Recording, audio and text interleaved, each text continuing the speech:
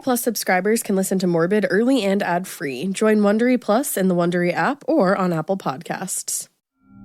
You're listening to a Morbid Network podcast.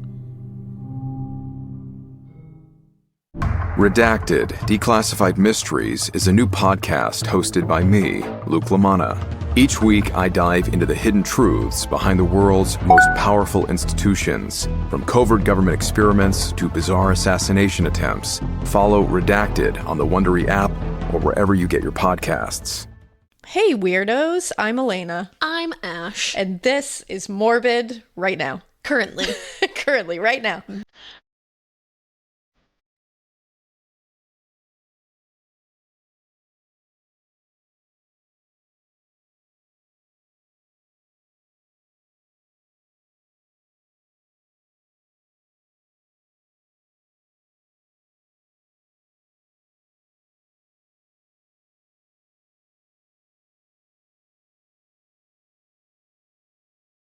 We're here. Brought to you kind of live, but not at all. Not at all. No, it's not. Not even a little bit. This is pre-recorded. This is very pre-recorded. Psych. It's edited. Gotcha.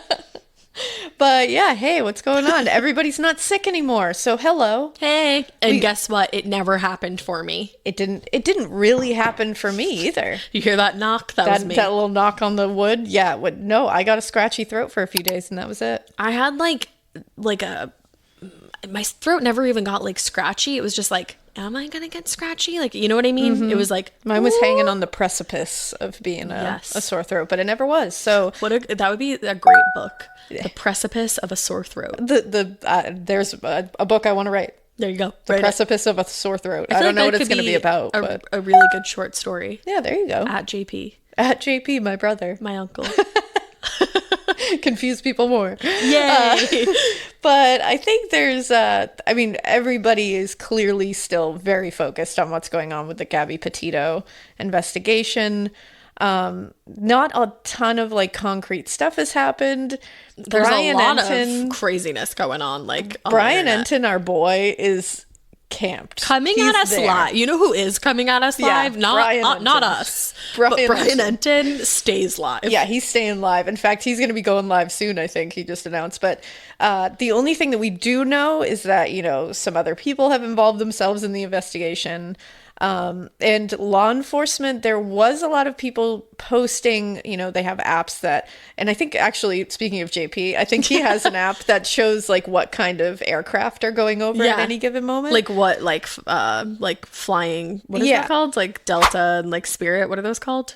Airlines? Yeah, airlines. What airline it is. I was like, are we talking about airlines? No, I knew the word. I just couldn't think of it in the moment. Yeah, it says whether it's a private airline, whether it's, a private owner of the aircraft, whether it's a law enforcement or news craft or a medical, helicopter or whatever. It tells you what is up. What's up in the air. Literally, what is up. Actually. And so a lot of people were seeing a lot of activity over Fort DeSoto, I believe it is. I don't live in Florida, so I don't know if that's how you say it. I don't even know if that's a real place. I think it is. Brian Enton told me it Brian Enton says it's a real place, so it is. Yeah, so I think it's at the very tip of Florida, and a lot of people were seeing a ton of activity by a sheriff's helicopter. They seem to be circling last night. So that's a thing that people are posting screenshots of their app for. It's interesting to say the least. There has been a lot of talk about possible activity there. Maybe Brian Laundrie's parents were camping there. Maybe with Brian Laundrie. During this whole time period. Maybe they didn't come out without him. I don't know. You know who's there, though? Brian Enton. Yes, Brian Enton is there. He's going to be going live, so we'll let you know if we find anything else out. Also, follow Brian Enton. Honestly, here we are officially Brian Enton's PR people, and I would like you to follow him. We are marketing for him. But he's like, who are these women? Yeah, he's like, please stop. But whatever. But that's all we have concrete right now. No one has confirmed to see him. No one has anything else other than that. So everything else is just kind of hearsay. Maybe some of it's true, maybe it's not, but we're not going to share the stuff that's just like floating around the internet. But that's all we got that's real. Exactly. The whole shitty thing about this is that he's a survivalist. So he could be anywhere in like any kind of woods or it's totally feasible. Desert. Like he could be, and he had, like this is a head start. It's like he could be anywhere. And where this Fort DeSoto place is, it's a campground. So hopefully. So he has also been there with his parents before, according to some sources. So it's very feasible that he could absolutely be out there. Yeah. And I think there's like islands around that area. Yeah, there is. I saw like the overhead footage, and it's interesting. It's interesting to say the least. So, I mean, let's all cross our fingers that they stay updated. Find this douche canoe, a la True Crime Garage that insult came from. So thank you for that. I love that. My dad says douche canoe. My dad says douche canoe, and he says ass hat. I love ass hat. That's a great one. Yeah, that's a good one. Yeah. All of the above is what he is, really. Let's hope they find him, man. I just want them to. I want to see him in cuffs. Footage of him getting carried away, getting in a like law enforcement vehicle, arrested, and then I want to see his parents as well. So yeah, so that's where we are. So we obviously are invested in this case. It's just one that really struck us. We feel like, you know, Gabby is one of our own, so we just, you know, we want to see justice for her and her family. But yeah, and I think the Gabby Petito Foundation, the link is still active. So if you can and are able to, donate to that. But we'll update you whenever we know more. Yeah, and in the meantime, I have a wild case for you that was actually, so I started doing this, and then I was like, I wonder if anybody suggested this, and I popped in our email, and it was like super highly requested. Really? Yeah. I'm excited to hear this. So this is the case of Ellen Greenberg. It sounds familiar. I think once I start kind of getting into it, because I think you'll recognize it maybe, because I kind of started to recognize it, and I could never pinpoint if I had like seen anything about it before. But or if it was just like in passing. Yeah, exactly. So let's get into it. Ellen Greenberg was her parents, Sandy and Joshua Greenberg's only child. And Sandy and Joshua Greenberg, like, I would love for them to be my parents because they just seem like the most wholesome people. They clearly love their daughter with like every fiber of their being. And they're just rip my heart out. They're just the best people. Oh. Now, because the fact like that she was their only child, they were a super close family. Her mother said that Ellen was a warm, joyful girl who loved to cook, loved fashion. Her father said that she was a daddy's girl and she would go out to different sporting events with him. And her friend said that she lit up a room, she had an infectious smile, and she was that girl that you could call if you needed someone. Oh, I know. So she was... I'm already like, man. She was clearly like an amazing person. And specifically the part about the infectious smile, when we post the photo of Ellen on our Instagram, she has the most beautiful smile. Oh, I'm going to look it up like, right now. Beautiful teeth, just like warm eyes. Just like I would, if I saw her, I'd be like, I want to be her friend. Like her smile reaches her eyes. It does. Because you know, sometimes she you're like... smizes and smiles. It just reaches the eyes. You know it's genuine when it's in the eyes as well. Exactly. Ellen went to Penn State and she graduated with a degree in communications. And at that time, she thought that she wanted to be a speech pathologist, but which is like a really cool job and takes a lot to get into doing that. But then she ended up deciding that she actually didn't really want to do that. And what she really wanted to do was become a teacher. Okay. No one was surprised by that at all because Ellen had always loved kids. She was super good around kids. Like everyone was like, oh yeah, that makes sense. Yeah. Oh my God, her smile, by the way. She has a gorgeous smile. It literally just like blinded me. I was like, oh my God. Yeah, she's beautiful. So genuine. And just seems like you would want to be her friend, yeah, right? You're just like, let's hang. Like you want to get like dinner? Like let's just be friends. Dinner. Let's watch something Let's go together. to TGI Fridays and like talk about life. Ugh. You know, but to make her dream a reality of becoming a teacher, she went back to school at Temple University and she got her teaching degree. When she was finished with that, she started working as a first grade teacher, and everyone said like that job was made for her. And again, I say, special kind of person that can be a teacher. All you teachers out there, high fives. High five to all of you. High tens, high everything. Because damn. Seriously, like kids are a lot, and especially younger kids. That age is tough. It's a super tough age. Like trust, even just doing homework with my kindergartners, I'm like, oh, your teachers are special. I can attest to that people. Because sometimes I help, and then sometimes I gotta check out. Tough times. So teachers... A+. So Ellen, A+. Yeah, seriously. Ellen also had a boyfriend named Sam Goldberg.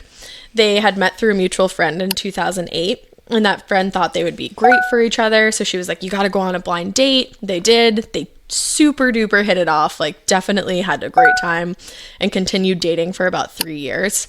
About 3 years into the relationship, they did like a couple's trip to California, just the two of them. And Sam ended up popping the question on a beach, and Ellen said yes. Aww. There's like this really like super cute picture of her on the beach, like flashing her ring, probably right after it happened. Like all very wholesome. Yeah, I was gonna say this is really just setting me up to be like, man. Yeah. Now they set the date and plan to marry in August of 2011. So with all the wedding planning and the stressful job of being a teacher, especially like we were just saying to younger kids, Ellen was talking to some of the people she was closest to, specifically about her anxiety. She was telling her friends and family that she was just feeling overwhelmed, especially at school, and she was having like some trouble sleeping. No one was like overly concerned about her mental health in the regard that they thought she was going to harm herself, but people were concerned enough to encourage her to reach out for some help. So Ellen agreed. She was like, yeah, I think that's a good idea. And she started seeing a psychiatrist. In a quiet suburb, a community is shattered by the death of a beloved wife and mother. But this tragic loss of life quickly turns into something even darker. Her husband had tried to hire a hitman on the dark web to kill her. And she wasn't the only target. Because buried in the depths of the internet is the kill list, a cache of chilling documents containing names, photos, addresses, and specific instructions for people's murders. This podcast is the true story of how I ended up in a race against time to warn those whose lives were in danger. And it turns out, convincing a total stranger someone wants them dead is not easy. Follow Kill List on the Wondery app or wherever you get your podcasts. You can listen to Kill List and more Exhibit C true crime shows like Morbid early and ad-free right now by joining Wondery Plus. Check out Exhibit C in the Wondery app for all your true crime listening. Hotshot Australian attorney Nicola Gaba was born into legal royalty. Her specialty? Representing some of the city's most infamous gangland criminals. However, while Nicola held the underworld's darkest secrets, the most dangerous secret was her own. She's going to all the major groups within Melbourne's underworld, and she's informing on them all. I'm Marcia Clark, host of the new podcast, Informants Lawyer X. In my long career in criminal justice as a prosecutor and defense attorney, I've seen some crazy cases, and this one belongs right at the top of the list. She was addicted to the game she had created. She just didn't know how to stop. Now, through dramatic interviews and access, I'll reveal the truth behind one of the world's most shocking legal scandals. Listen to Informants Lawyer X exclusively on Wondery Plus. Join Wondery Plus in the Wondery app, Apple Podcasts, or Spotify, and listen to more Exhibit C true crime shows early and ad-free right now. She only went to see that psychiatrist, who was named Ellen Berman, about 3 times, and she was prescribed Klonopin and Ambien. She had previously been prescribed Zoloft, but that didn't end up working out. Okay. And then she switched to these two, and those were the only medicines that she was on. Okay. Now, both of those drugs do have side effects, including suicidal thoughts, but Dr. Berman had made a note in Ellen's file that she didn't find her to be suicidal. Like, literally right in the file there said not suicidal. Yeah. And I would assume that before prescribing things that could possibly like dredge up those thoughts, that you're evaluated. Yeah, definitely. Extensively. Yeah, and there was like a couple like different notes in her file, and she clearly had been evaluated. Yeah. And everyone agreed that Ellen was stressed, but they all said like in a way it was good stress. Like it was about her job and it was about her wedding. It wasn't about anything like earth-shattering, you know? Well, it's like stress for like things that are moving you forward, like day-to-day things. Yeah, exactly. Now, one thing that Ellen's father did notice and find concerning was that all of a sudden she was having a hard time making decisions, and a lot of times she would like go to her fiance Sam or say, oh, I'll have to check in with Sam and see what Sam thinks. Like, I don't know, let me talk to Sam. Mm-hmm. And he was just like, that wasn't really like her. And then when she started getting this kind of anxiety coming on, that became more prominent. She was kind of defaulting definitely to Sam. Now, interestingly enough, when Ellen was really going through it with her anxiety, I believe it was before she had gone to her psychiatrist, she actually reached out to her parents about moving back home. She was living with Sam in Philadelphia, and her parents lived about 2 hours away in Harrisburg. And they were pretty shocked by this. They were like a little bit concerned because they thought her relationship seemed to be like a loving, caring one. And they said of Sam that he was a fine young man. And she was like, no, it doesn't have anything to do with Sam. I'm just overwhelmed. And like, I think I need to get away. Okay. And, you know, going back home is like a good... Yeah, it's like a reset button. Exactly. Most of the time. Exactly. So that was kind of when they pushed her, and especially her dad was like, you should go see a psychiatrist. Like, you need to get some help. Yeah, just to kind of like bring everything into perspective. Yeah. And she had been texting like friends, and she had texted her mom after she went on Klonopin and Ambien and said that the Klonopin and the Ambien itself were helping. Like, she was feeling better. So on January 26, 2011, it was already a snowy day and a blizzard was right around the corner. That morning, Ellen went to work at school, but that day the school was having an early release because of all the snow. So she finished up at school and she was heading back to the apartment. She filled up her gas tank on the way home, which you should always do during a snowstorm, my friends. You should. You gotta have that gas or your gas line's gonna freeze. Just ask my dad. I literally wrote, just ask Papa. There you go. But so she did that, and then it seemed like she went back home and got into some wedding planning. Not too long before this day, she had sent out the save the dates for her and Sam's wedding. Okay. But there was still a lot of work to do. I haven't gotten married. I don't know all that goes into it, but I'm sure you can attest to the endless amount of work. A lot of work. I remember watching you do all the work, and I was like, ooh, you need help? And you were like, no, I have it. And I was like, no, control freak. No, I'm a Capricorn. I don't need help. I don't need any help with anything. But Ellen... Still that way. Ellen, yeah, right. Ellen was doing the work and figuring out the wedding. And during this time, she was like texting with her friends. She had talked to her mom on the phone. Sounded like a pretty typical, like, snowy afternoon. Nothing out of the ordinary. Sounds great, to be honest. Yeah, it really... Sitting there, doing some wedding stuff, talking to friends and family. Snowing outside. Like, snowing outside. Yeah. And at some point, Sam had come home and headed out to the gym, which was, like, in their apartment complex. Oh, okay. Like, in the property. Unfortunately, later that day, 27-year-old Ellen Greenberg was found dead on her kitchen floor. Her fiance, Sam, was the one who discovered her body when he was finally able to gain entry to the apartment. So like I said, earlier that evening, Sam had gone to the gym, but when he came back home, the apartment door was locked. Now, he had a lock for, like, the lock on the doorknob, but the apartment had the extra security feature that, like, a lot of hotels have. Like that kind latch. of, like, swing bar, I think it's called. It was on the top of the door. It's, like, got that little ball that stops the door from opening. So that bar was locked and Sam couldn't get in because there's no way to unlock that from the outside, or is there? Anyways. He texted Ellen and he started like yelling into the apartment for her, which neighbors did confirm hearing, but he wasn't getting any answer and he was starting to get like more and more irritated. So he first texted her and said, hello. And then he texted, open the door. Then, what are you doing? Then, I'm getting pissed.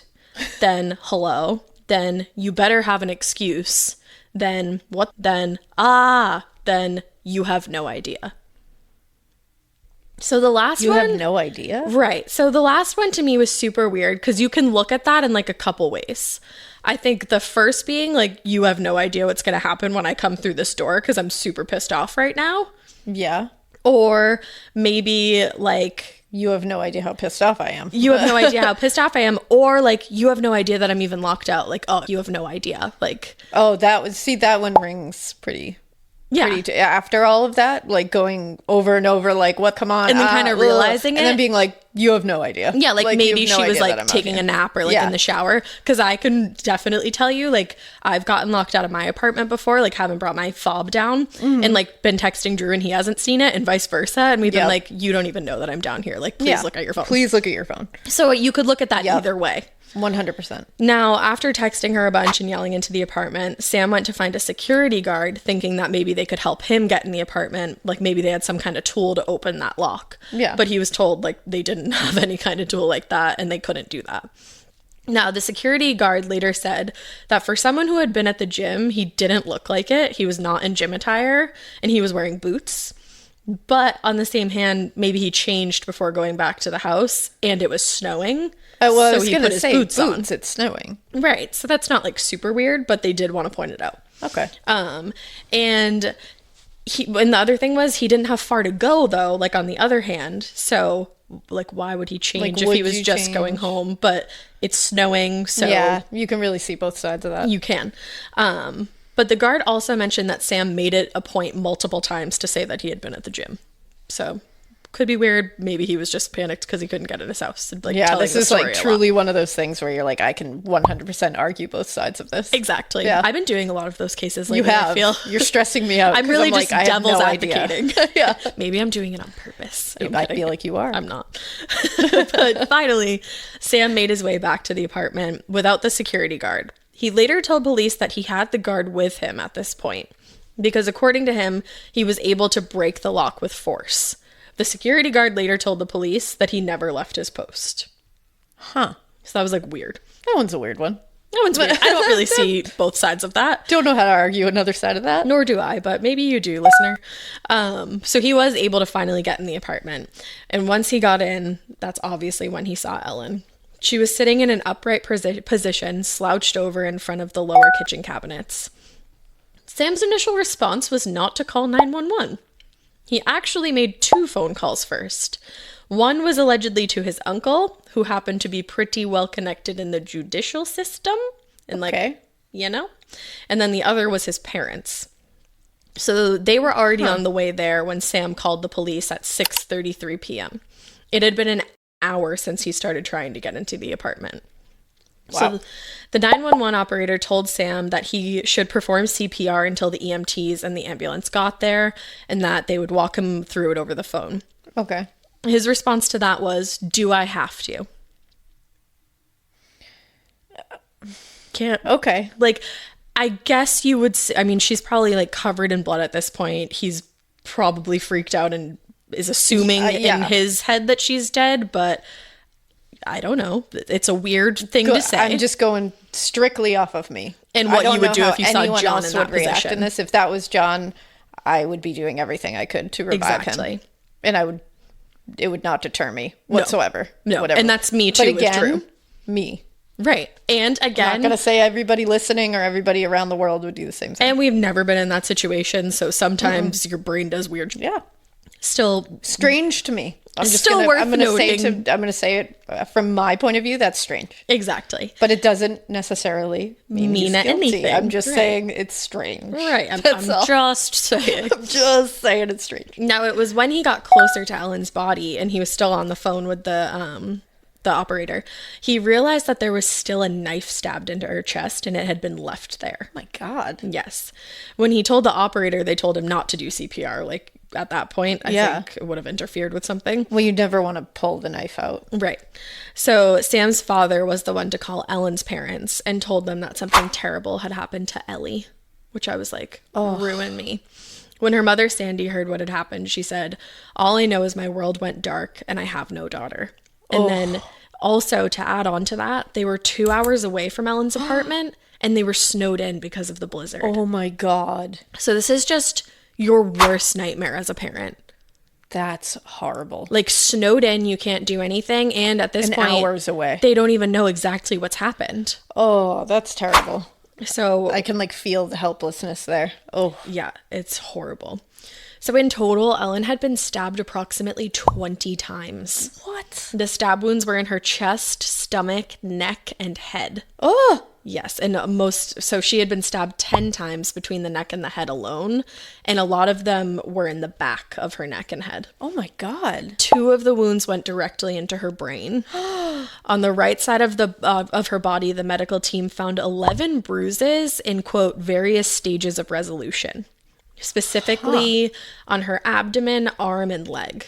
They said the bruises could have come from some kind of physical activity, like a sport, like a contact sport, from her maybe bumping into things, or could have come from a closed fist. They said it could have been any of those things. Man. Yeah, but the various forms of Of healing. resolution was weird to me. And Ellen didn't play any kind of sport where I she was would have just going to gotten bruised. ask if she played contact And sports. the areas where they were, like, bumping into that many things, I don't know. And just the fact that they were all in different healing stages said a lot to me. And I'll leave it at that. They also made note that there were no defensive wounds suffered, and that would later become a huge point in this case. Ellen was pronounced dead on the scene at 6:40 p.m. Oh, man.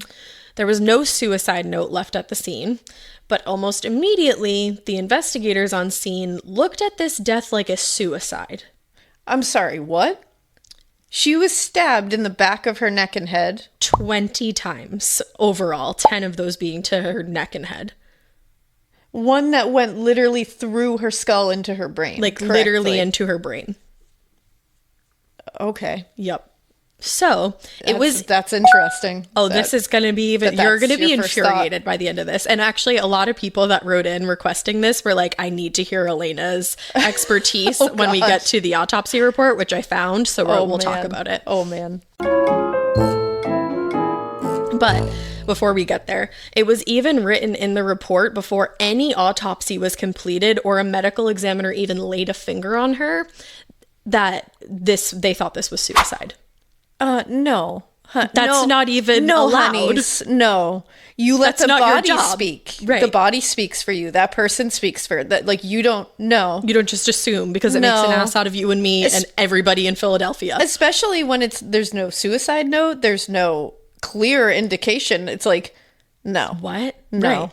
So the main reasons that they thought this was a suicide was because the fact that there was no forced entry into the house and the door had been locked on from the inside. Like, remember the hotel bar lock? Yeah. Ellen and Sam's apartment was on the 6th floor, so it would have been really hard for someone to gain entry through their back balcony.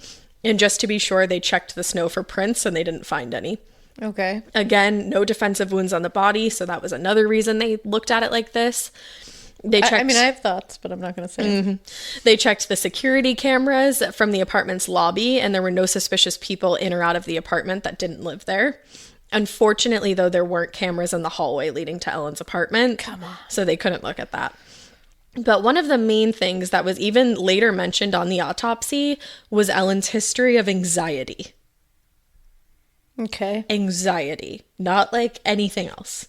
The investigators believed that because she was on the medicine she was at the time of her death, and by the way, those were the only drugs found in her system. Nothing else was found.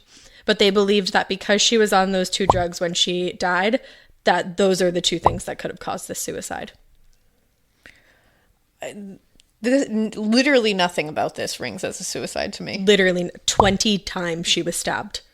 And in the head and neck, the back of the head and the back of the neck. Yeah.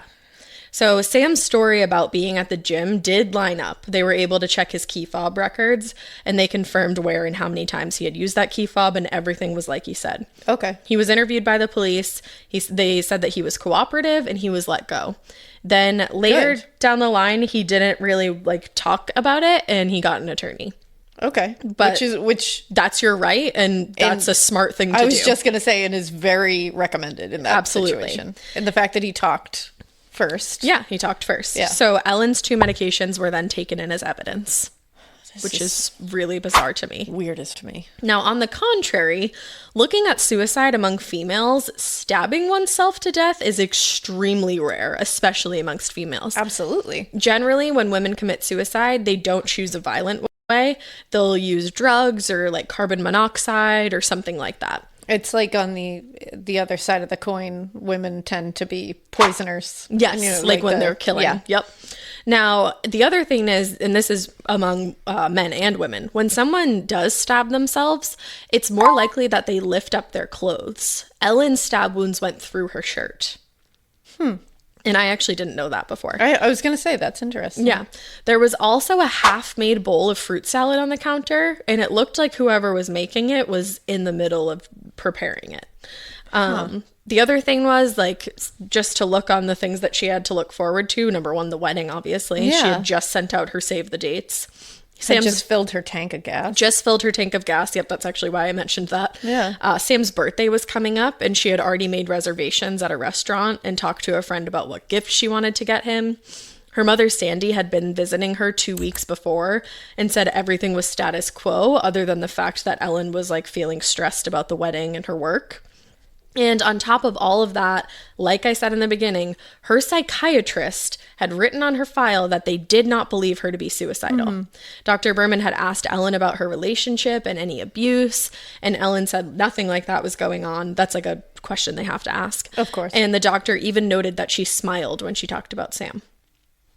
And it's like, and of course, all of this is not to say that somebody can be planning things and be doing things that seem like they are moving forward and planning on future events and still have like a moment of I can't go on. Yeah, of course that's not to say it. I just feel like this seems like, well, the manner in which this happened. Well, it's and who she nothing was. Nothing here is lining up. No. Neatly with suicide. Nothing and just about that this snap says that decision, like the middle of making a fruit salad. I don't right. Like, what happened? It doesn't make any sense to me. This is like wild. It is, and it only gets more wild. Please just wait. So let's get into the autopsy, ma'am. Yes, please. An autopsy was completed the next day on January 27th, 2011, by the assistant medical examiner. They concluded that the manner of death was homicide. Yeah, they noted, I'm not shocked. Yes, they noted, and this is directly from the autopsy, multiple stab wounds to the chest, abdomen, and back of the neck. A knife with a 12.5 centimeter blade is present in one of the chest wounds at a depth of 10 centimeters, which is translates into 4 inches. Yeah. Yeah. There is an incised wound to the right occipital scalp. So there was like a slash to the right occipital scalp. Now, so at that point, the police were to go back to the scene and reinvestigate this as a homicide. Yet 2 days later, they came back and told reporters that they were still leaning towards suicide. What? It does not ever happen that the police publicly speak out about a medical examiner's findings. It like that honestly literally annoys me. Like I'm annoyed right now. Yeah, everyone was. Like the medical examiner, the assistant medical examiner did an autopsy. Did an entire autopsy like that they clearly are trained to do on something that pretty readily looks like a homicide from the outside. The knife was inserted into her chest and obviously was the last blow after all of those stab wounds. And again, it was approximately 20. And that was the final one, inserted 4 inches into her chest after stabbing herself that many times. The force it would take. And we will get into that. And you got to remember, I think people forget, you have a chest plate. You have a chest plate. It's not easy. Trust me. It's not easy to get through that chest plate with your own force. Right. And in that angle, like I'm making the motion right now, the angle it would take would leave you with very little leverage to get through that chest plate. Yup. That far in? Yup. And you'd probably immediately puncture your lung, which is going to, with your ability to do really anything else at that point. Right. Your strength is going to be depleted completely. And her lungs were punctured. Yeah, that doesn't... You can, if you want to, you can pull up the autopsy while I'm talking. Yeah, I think I'm going to, because this is like really shocking to me. Like, yeah, really shocking. It's bananas. So the police were still focusing on Ellen's history of anxiety, and they were also able to determine that the only DNA on the knife was Ellen's own DNA. Okay. Which also, but it's her kitchen. I was just going to say it's not that weird. Yeah, because if somebody was wearing a glove. Correct. Which like many people do when they commit heinous crimes. Exactly. Now, eventually, one of the detectives on the case, I believe his name was John McNamee, he came up with the idea to hire a neuropathologist who could test a piece of Ellen's spinal cord to see if it had been severed or not. If it hadn't been, then she still could have inflicted the wounds to the rest of her body. For sure. Right? So the help of Dr. Lucy Rauch, I believe is how you say it. She was a neuropathologist, a well-respected one at that. Her help was enlisted. She came to the conclusion after examining that the spinal cord was not severed, but it was punctured. Oh, okay. So in her opinion, Ellen would have gone numb and been able to inflict the rest of the stab wounds. I was going to say, because that's like from what I'm seeing in the autopsy report, it's like the cervical spinal cord was C2 and what was it, C3 and C5? Where is it? I think it was C3 and C5. I think you're right. C2 and C3. Oh, okay. Those are generally the most severe if you get a spinal cord injury in the cervical vertebrae. Okay. They're the ones that often result in like paraplegia, right, and any kind of paralysis of anything. And that makes sense because they're the closest to your brain. They're the closest to your brain. And they can also flank, like there's the whole like C5 stay alive. Anything below the C5 is going to keep you alive. Anything above it has a tendency to be more severe because it can affect the nerves that like flank your lungs and flank your diaphragm and control your breathing, and it can get like really hairy from there. So if those were punctured, then there's like a possibility she would be numb and at least feel some kind of paralysis. Because I don't know if like any nerves were severed near there. I don't think it says it wasn't listed in the autopsy if any nerves were severed. It is an interesting note that it was punctured and not severed. But it's I mean, I don't have the education that you do in this field, but would it be crazy to say that like that would be like very unheard of, that she could then stab herself that many times after having her part of her spinal cord be punctured? That's the thing to me. It's like spinal cord injuries in general are just very severe and tough to work through right away. And it's like, of course, is it an impossibility? No, but it's Is it improbable? Yes. Yeah, like and also it's gonna cause numbness. It's gonna cause some sensation issues in your arms as well. Like anything below that. So it's like your arms are gonna be affected by it, right? And also that's just like really deep to stab someone. Is to be able to sever or to puncture the spinal cord. You're going hard and deep, right? And so to your back of your neck. Well, think of that angle, yielding a knife, and that just seems, to me, that seems bananas. To me, it makes absolutely no sense that she did this to herself. Yeah. But I don't, it's wild to me to believe that she did this to herself. Seriously, it really is. I agree. And I think the medical examiners agree, so. Yeah. It seems.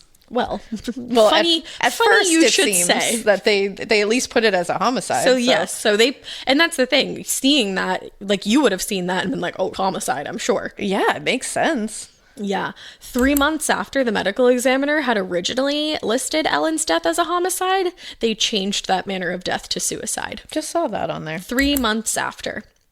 A note about Dr. Lucy Rourke's findings was added to the autopsy report. I believe it's on page 3 or 4 if my photographic memory serves me well.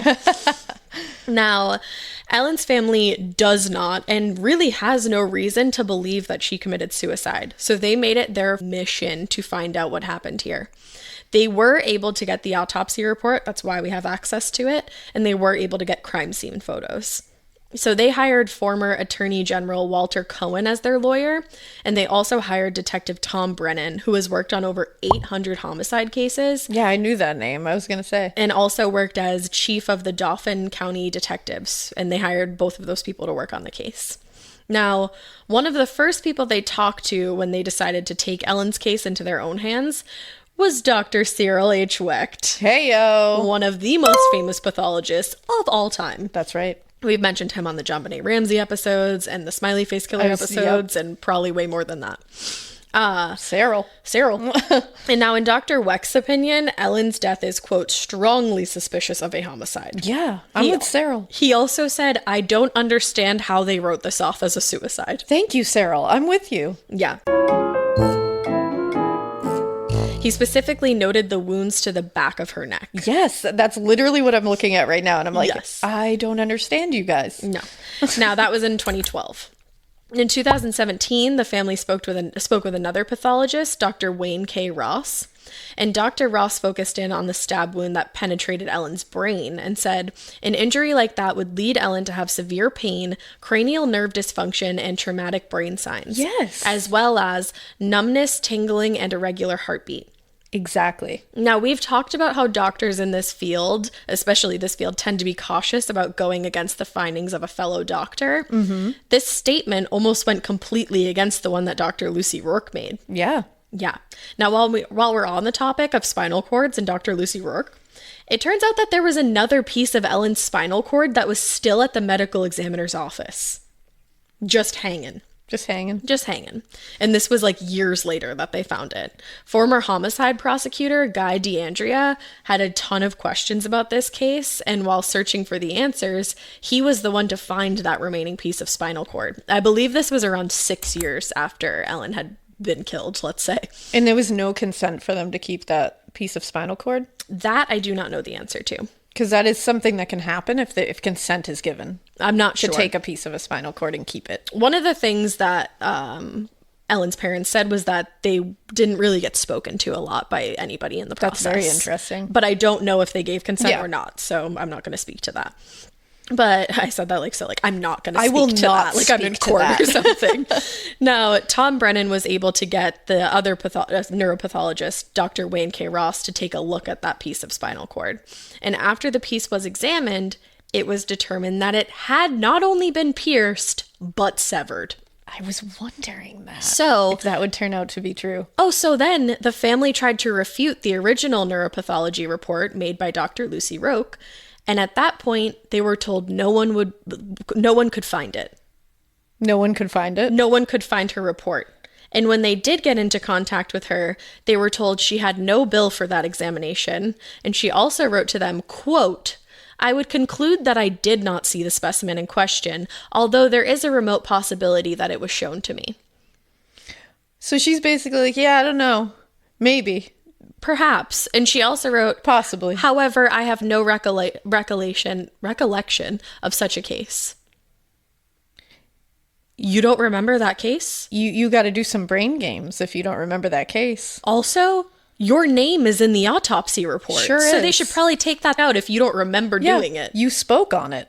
Like, she what do you mean basically you don't said, remember it? Maybe I did, maybe I didn't. Like, that's essentially what that translates into. Wow. I would conclude that I did not see the specimen in question, although there is a remote possibility that it was shown to me. Okay.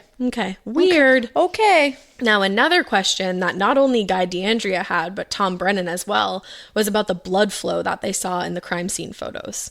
Ellen was sitting upright against the cabinets in the photo that they both described seeing. And they both described this same line of blood that went from the bottom of her nostril to the back of her ear horizontally. Yeah. DeAndrea points out a way of sitting. that defies gravity. It certainly does. There's no way that your blood flows say. horizontally. Because of gravity, your blood flows down. Sure does. So had she been in that position when she was bleeding, it would have gone down to her mouth. Right. Now, in addition to that, both he and Tom Brennan were surprised at the lack of blood at the scene. All of the areas where the stab wounds were inflicted, especially the head, are areas that bleed a shit ton. Like, there's so many, like, arteries, obviously, as you know. Your neck, like, what? But from what I saw, there was a stab wound to the aortic arch. There was. Like, that's a big blood flow. Yup. But they said, no, there wasn't a lot of blood at the scene. And Tom Brennan also noted that there was a towel near Ellen's left hand that literally had no blood on it. None. Not a drop in the photo. Weird. How would that be possible? No, it's definitely weird. Both of them agree. DeAndrea and Brennan agree that the crime scene was staged. Now, in addition to that, one of the detectives, Scott Eelman, I believe is how you say it, he reviewed the scene later. He said there was a trail of blood that would have been consistent with the body being moved in the photos. How is what? I have no idea. How is this happening so late that everyone's like, oh, look at all this evidence? Because in the beginning, that we just didn't look at. Because they didn't treat it as a crime scene. That's Immediately they wild walked to in me. there and were like, suicide. That's so seriously wild. Nothing was really taken into custody other than her medication, which she had for anxiety purposes. I cannot. Now, Henry Lee, he actually testified for the defense during the OJ trial. He looked at the crime scene photos showing where Ellen had been found and said, quote, "The number and types of wounds and bloodstain patterns observed are consistent with a homicide scene." Yeah. Duh. No luminol testing was done to see if there was any blood that could have been cleaned up. So this scene could have been scoured. Oh, for sure it could have. And I didn't know anything about the time of death or anything like that because she was just pronounced dead on scene.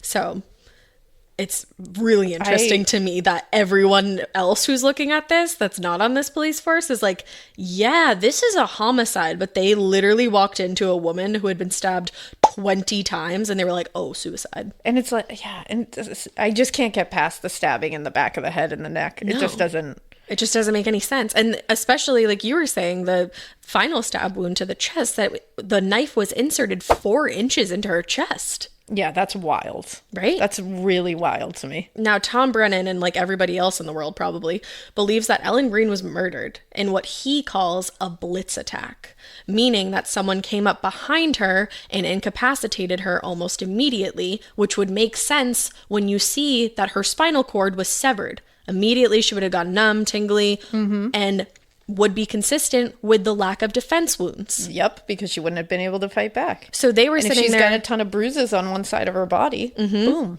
Boom. They're sitting there saying that she committed suicide because there's no defense wounds. Her spinal cord was severed. That's why there's no defense wounds, because she didn't have any time to fight back. And again, any spinal cord injury is going to incapacitate you in some way. Almost it doesn't mean you are paralyzed, right? But it means you're going to be like up. Like it's not going to be an easy, you can just fight back as hard as possible. Right. Like it's going to mess you up a little bit. Exactly. And not only that, she was also punctured in the brain twice. Yeah, exactly. And it's like that can cause like seizure activity. All of that together, hemorrhaging in the brain, like... Oh, this is just like... And then the other thing is, remember the half-made fruit salad on the counter? Yeah. He was like, she could have been preparing the food when somebody attacked her from behind. And that's exactly what that scene says to you. Yeah, it sure does. And the neuropathologist that he worked with, Dr. Ross, also found evidence of scratch marks and fingernail marks near her throat, as well as a hemorrhage near her throat that would have been indicative of manual strangulation. This is like very infuriating. Yeah. This is infuriating. I felt like I was a crazy person. To me, someone got away with murder here. Somebody got away with murder. Very clearly. Period. Yeah. Now let's talk about the locked door, because that is interesting. Like, how did somebody get in? In the beginning, I was like, honey, they can. Yeah. So Sam said that he had been able to break into the apartment basically just by using force. Brennan reviewed the photos from the scene and saw that the lock was still intact except for one screw. So basically he bumped out one screw and was able to get in. He believed that if Sam had really used force to open the door, the entire lock would have come off out of the door. Who knows? Yeah, I was going to say I can't speak to that. I have no idea. But one of the reasons why the death is listed as a suicide was the fact that the door was locked from the inside. So they were like, no one could have gotten in and killed Ellen and slipped out back into the hall. Well, both DeAndrea and Brennan pointed out that you can just YouTube how to open that kind of swing back lock from the outside, and there's plenty of ways to do it. I watched 3 videos on it. In one video, they tied a string to like the top and bottom of the lock, and then you can pull the ends outside of the string and it unlocks the door perfectly. Wow. It pulls the string back so that the ball hinge doesn't get in the way and you can open the door easily. Huh.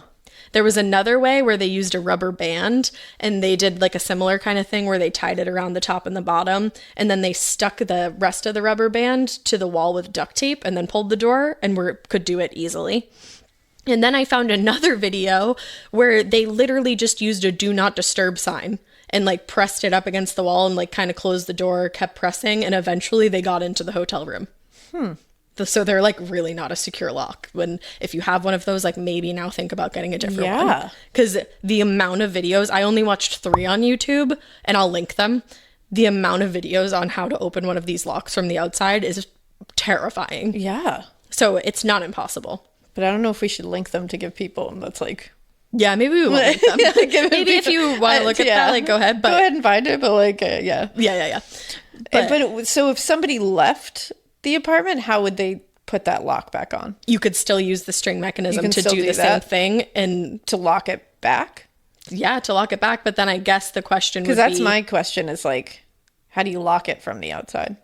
But the thing was it ever locked from the outside? We don't know because he broke down the door. That's the thing. We're just going off of Sam's story. So actually, I don't know, because realistically, if you did, the string would be left there. That's true. But was that ever really locked? I don't know. That's true. Who knows? I don't know. Not me. Now, Ellen's parents filed a request to see if they could get access to her file. That request was denied. What? The police commissioner's office did allow them to go in and review the paperwork in her file. Their child. But so they were allowed to go in and review the file, but the downside to that was that it had to be just them, and they couldn't make copies of anything or call their lawyers while they were there to help explain anything noted. So essentially it was a huge waste of their time. Because if they can't understand something, it's like... Well, and like even reading that autopsy was difficult for me. That's like a different language. Like, of course. It's a totally different language. So you're just going in there being like, I hope I get this? I don't know. So they went in and they were like, we didn't know what anything meant. Yeah. Like, why would we? Of course not. Which was incredibly frustrating.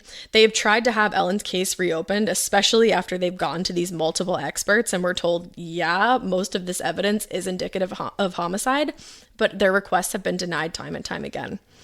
The Attorney General released a statement saying that the investigation they had done was a thorough one, and to further cement that this was a case of suicide, they referenced Ellen's laptop and said that there were searches for the terms including suicide methods, painless suicide, and quick suicide methods. Now, they said that the report was made by the Regional Computer Forensics Laboratory and given to the police on April 1st, 2011. However, and you will see it in the autopsy, the family had been told originally that no such terms were found on Ellen's laptop, and there was no note of that in the report. And you can see right in front of you, the autopsy says, analysis of the decedent's laptop? Decedent's. The decedent's laptop provided no additional information. Says that right there. And it's like, that would have been in bold letters. It right literally there says on that autopsy right report. there. Yeah, no.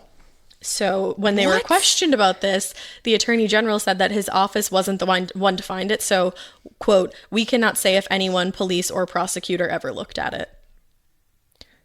What's happening? Yeah. So what's going on over there? October 15th, 2019, Ellen's parents filed a civil lawsuit against the medical examiner Marlon Osborne and the Philadelphia County Medical Examiner's Office with the ultimate goal of having suicide removed from their daughter's cause of death. As they should. And replaced with at least undetermined or homicide. I was just going to say, at the very least. And they said that. They were like, if you want to put undetermined, go off. But we do not certainly want our daughter's cause of death going down as suicide when that's not clearly not what happened. Yeah, that's just false. Yeah, that's literally made up. And they were like, it's just ridiculous. No, that's outrageous. Yeah, as far as I'm concerned. Their attorney Joe Pedraza stated, quote, under Pennsylvania law, the determination and the manner of death is always open to reconsideration based on new evidence, and in this case you can see there's considerable new evidence. Yeah. There is in fact new evidence as recent as 2021. What? Now, give it to me. Oh, honey, just wait for this. Joe Pedraza says that there's new forensic evidence that proves Ellen could not have stabbed herself 20 times. So they were able to use a process called, I might this up, photogrammetry, I believe is how you say it. It's the art and science of extracting 3D information from photographs. So in this case, they were able to do this with Ellen's wounds and how the knife would have entered each one. What the evidence shows is that it would have been, quote, very improbable for Ellen to wound herself like they say she did from behind because she wouldn't have been able to use the force necessary. Which is what you've been saying this whole time. Yes, it's the leverage thing and the force that you would need. It doesn't make any sense. The physics doesn't make sense here. No. You need a certain amount of leverage to do that. Right. No, it just, and immediately I was like, that doesn't make any sense. That slash to her right occipital is not common in suicides at all. So that was strange in and of itself. Now, are you ready for the best part? I'm actually looking at the photos of that test that they did. It's very interesting, right?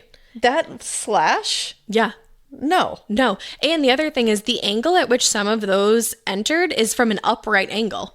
Yeah, it sure is. Her father was like, I don't care if you're triple jointed, you wouldn't have done, you can't do that. You can go this, but I wish you guys could see us right now. We're swinging our arms. It's not possible. And the amount of stab wounds, we're going to have to we can post these that photos because it's true. When you see it in black and white, you're like, what? How are they saying that she did this to herself?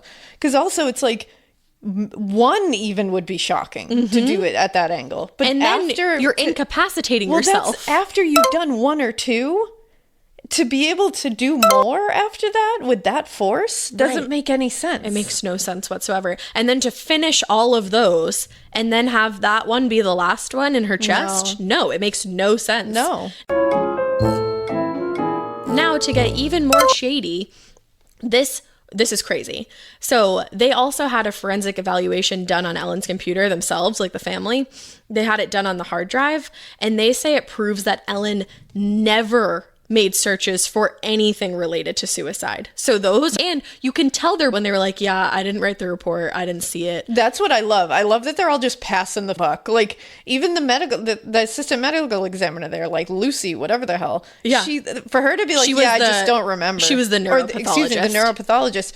She's just sitting there being like, I don't know. Maybe I don't not. remember. Maybe some just figure it out. I don't know. Like, everyone's just passing and the then buck. was like, I don't have a bill associated with that. I'm like, yeah, because you probably did someone a favor. Well, it's like, what, guys? What's happening? The fact that they also did a forensic evaluation on her computer's hard drive and it came back with none of those search terms. No. Like, what? No. So the evidence was said to have been submitted to the Attorney General in January of this year. The Attorney General released a statement saying, "Our hearts go out to the Greenberg family on the anniversary of Ellen's traumatic death. At the urging of the family and following a conflict referral from the Philadelphia District Attorney's Office in 2018, our office reviewed the case and conducted an extensive investigation that did not uncover evidence to change the medical examiner's finding of suicide.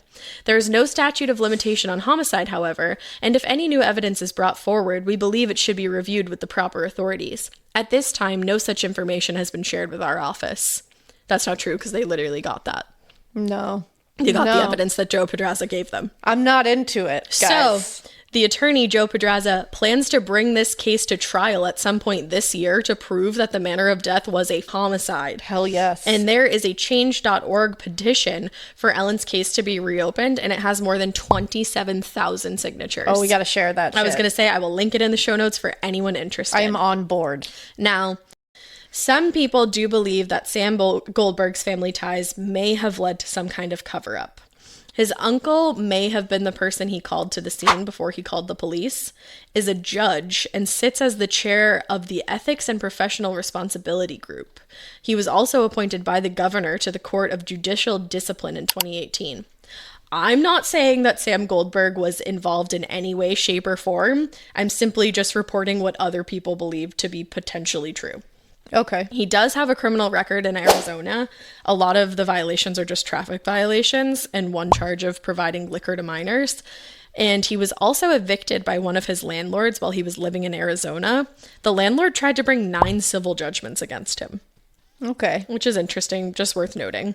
These days, Sam is married with children and he's living somewhere else. I'm not even going to say where he lives because that's not fair. Yeah, and there's nothing violent in that past. There's nothing violent in that. She sat there and told her psychiatrist. I was just going to say the psychiatrist said she seemed genuinely happy talking about him. I think the only reason why people think that is because he has family involved in the judicial system, and because he was the only other person around at exactly, the time, and there was no that we know of, and there was nobody on the camera or anything like that. So I think people always think like the husband did. I was just going to say I get why people are questioning. Yeah, but it to me it doesn't. It doesn't make sense. To me, there's just not enough. I can't sit there and say that I believe that we could even question that. But I wonder what she was so stressed about, and the fact that there was bruises of like various healing points. I'm like, was somebody else hurting her? Yeah, I don't know, because then I look on the other side and I'm like, I have like a history of anemia, and I bruise like a grape, but all specifically to the right side of her body, and there was 11. Yeah, I mean it's shocking. It's it definitely is, but then you have to look at both sides. Yeah, because there's times, there's been times where we're like, where the fuck did this bruise come from? Elena had a bruise on her neck the other day when we were recording, and I was like, pause, and she's like, what? I'm like, what is on your neck? And, it was a huge bruise. Yeah, and I was like, I genuinely don't know where that came from. So it does happen. Because she could have been anemic. But I don't know. All I know is that Ellen Greenberg did not kill herself. No, that is what I know. That is fact. Somebody as far as did I'm concerned. As far as, yeah. Now, somebody did that. Just to finish this off, and really great timing because the rain is starting to torrential pour. I don't know now. if you can hear that. But Ellen's family plans to continue their fight for justice. Good. And in the hopes that someday they'll learn what really happened to their daughter. We're with you, man. Seriously. Her father said, as long as she's in your mind, she's still there. And her mother said, when I think of her, I have to think of her during life and the gift that she was to us. Oh, that just hurts my heart. So, oh my God, I want to help these people. Sign that petition because she was not murdered. No. Excuse me, she did not commit suicide. No, she was murdered. She was murdered, and that family deserves to have justice. Peace. That's wild that they haven't been able to. And this is just like another form of just like torturing them. Of course it is. They have somebody's walking around who did this. So I hope we have some kind of update because the attorney did plan to bring it to trial later this year. Yeah, we got to have an This year's update. almost over. Let's go. Come on, guys. Let's make this happen because this is like infuriating. I told you, I got to a lady's house this morning and I was like, you're going to be pissed when I give my case today. And I was like, don't tell me anything. I don't want to know. And I was like, okay, it's going to be really hard though. Can we go upstairs and record? Oh my God. I'm infuriated. It's insane. It's insane. And you guys are going to be even more infuriated when you see the picture we were talking about. Oh, when you see it right in front of you, you're like, no. No. Literally, I don't know no. how anybody thinks that's possible. No. Well, we hope you keep listening. And we hope you keep it weird. But not so weird that you walk into a crime scene and you're like, oh my God, I don't even want to look at any of the evidence that's sitting right here in front of me. Like, even though that's my job, I think it was suicide. Gotta go by. Yeah, don't do that. Let the scene speak to you. Let the body speak to you. Keep it that weird. If you are professional, of course. Yeah. Bye. Bye.